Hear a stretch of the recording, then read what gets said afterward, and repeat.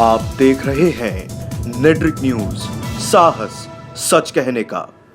नमस्कार, मैं हूं देवनाथ पांडे और आप देख रहे हैं नेट्रिक न्यूज। विधानसभा चुनाव से पहले कांग्रेस अध्यक्ष राहुल गांधी ने 23 नवंबर को मध्य प्रदेश के विदिशा में एक रैली में वादा किया था कि चुनाव जीतने के 10 दिनों के अंदर ही कांग्रेस पार्टी किसानों का कर्जा माफ कर देगी। शायद कांग्रेस के जीतने की सबसे बड़ी वजह भी यही रही। लेकिन कांग्रेस की जीत के बाद सोशल मीडिया पर इस मैसेज के साथ कि 24 घंटों में राहुल के बदले रंग राहुल गांधी ने किसानों के कर्ज माफी पर यू टर्न ले लिया, वायरल होने लगा।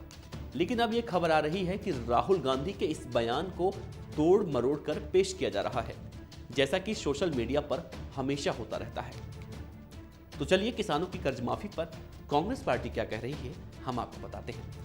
पहले बात करते हैं मध्य प्रदेश की। मध्य प्रदेश में मुख्यमंत्री बनने से पहले ही कमलनाथ ने ऐलान कर दिया कि 10 दिनों के अंदर ही किसानों का सारा कर्जा माफ कर दिया जाएगा। एक निजी टीवी चैनल को इंटरव्यू देते हुए कमलनाथ ने कहा कि किसानों के कर्ज को माफ करने के लिए उन्होंने अधिकारियों की बैठक भी बुलाई थी। इस बैठक में कमलनाथ ने कहा कि इस संबंध में 10 दिनों से पहले ही पूरी रणनीति तय की जा रही है कि कैसे सब कुछ करना है। कमलनाथ ने कहा कि बैंक जब बिजनेसमैनों का कर्जा माफ कर रही है तो किसानों का कर्जा क्यों नहीं माफ किया जा सकता।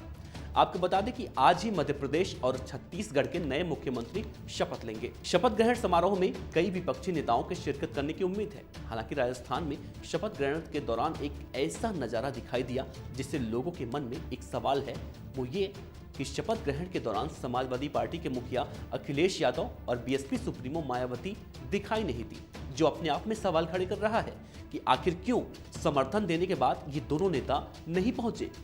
इसे देखकर तो ऐसा ही लग रहा है कि आने वाले समय में ये दोनों ही पार्टियां कांग्रेस से किनारा काट लेंगी, क्योंकि अभी हाल में ही अखिलेश यादव ने राफेल के मुद्दे पर बीजेपी का समर्थन किया था, जिसे देखकर इन सब आशंकाओं से इनकार नहीं किया जा सकता।